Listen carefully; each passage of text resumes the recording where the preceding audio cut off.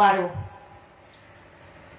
আমাদের সবার জন্যে, আলোমুখীদের জন্যে, আলোমুখকে যারা ভালোবাসেন তাদের সকলের জন্যে, যারা এতদিন ধরে আমাদের পাশে থেকে এসেছেন তাদের প্রত্যেকের জন্যে আজকের দিনটা একটি শুভ দিন।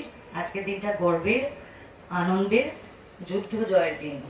কারণ একটি নাটকের দল কলকাতার বুকে যখন এতদিন ধরে কাজ করে চলে অনর্গল, অবিরত, ক্লান্ত না হয়ে, তাদের প্রচুর ঝড়ঝাপটা সামলাতে হয়, অনেক কিছুর মধ্যে দিয়ে যেতে হয়। সেগুলো যখন আমরা কোনো নাটক করি বা যখন কোনো অনুষ্ঠান সে অর্গানাইজ করা হয়, তখন সেগুলো বাইরে থেকে দেখে বোঝা যায় না। এগুলো সবই ভেতরের গল্প।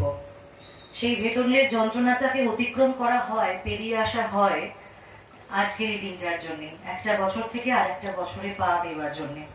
তো আজকে আমাদের সেই আনন্দের দিন। 3 দিনের এই উৎসব চলছে। আমার তরফ থেকে শুভেচ্ছা শুধু বলবো না, আমার তরফ থেকে সর্বতভাবে যত রকম ভাবে থাকা যায় আমি আছি। আমার জন্যও সমানভাবে গর্বের দিন আজকের দিনটা।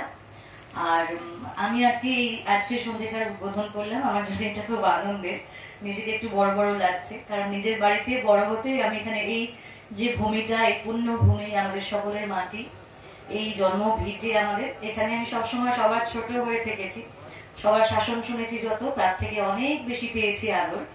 তো সেখানে যখন এসে আজকের নিজেদেরই বাড়ির ভিটেতে নিজে যখন একটা অনুষ্ঠানের উদ্বোধন করছি, আমার দাদা এটা যোগ্য আমাকে মনে করেছে, আমার শিক্ষক হয়ে, আমার দাদা হয়ে, বড় দাদা হয়ে যখন মনে করেছে যে আজকের এই প্রদীপ জ্বালানোটার আমি যোগ্য, তখন এটা আমার জন্য অনেক বড় একটা পুরস্কার, অনেক বড় একটা কথা।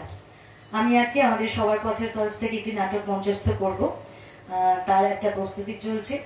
আর আজকে এবং আগামীকালকে গ্রামে সকলে যারা আমার কথা শুনতে পাচ্ছেন তাদের সকলকে আমি ডাকছি, সকলে আসুন, থাকুন, 2 দিন আমাদের আরো দেখা হোক। গতকালকেও খুব ভালো উৎসব হয়েছে, আজকে আর কালকেও আমাদের খুব সুন্দর সুন্দর অনুষ্ঠান আছে। সকলে আসুন, এই 2 দিনকে আরো আপনাদের উপস্থিতিতে সফল করে তুলুন, এটুকুই।